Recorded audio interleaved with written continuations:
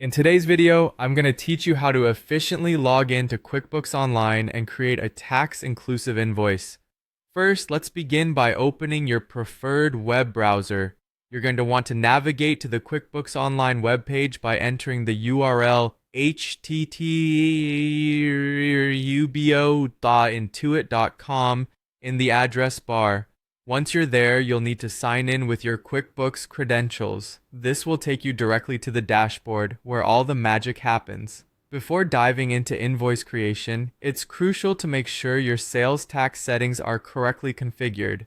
Head over to the top right corner of your screen and click on the gear icon, which serves as your settings menu. From the drop-down options, select Sales Tax. This section allows you to set up your tax agency and input applicable tax rates if you haven't set them up already. Ensuring your sales tax is correctly configured here is vital for calculating accurate invoices. Now that you've verified your sales tax settings, it's time to create a new invoice. At the top menu, you'll notice a plus sign labeled New. Give that a click and then select Invoice from the list of options. This action will open a new invoice form where you can input all necessary details. Start by entering the customer's name. If this is a repeat customer, their details might automatically populate, saving you a bit of time. Next, fill in the invoice date and move on to listing the products or services you're billing for. It's crucial to list them carefully to ensure clarity for your customer. Adding tax to the invoice is your next step. While still in the invoice, look for the sales tax field. If tax applies to the transaction, select the appropriate tax rate from the drop-down menu provided. QuickBooks is smart enough to automatically calculate the tax amount based on the taxable items you've entered. It's a great feature that saves you the hassle of manual calculations and helps in maintaining accuracy.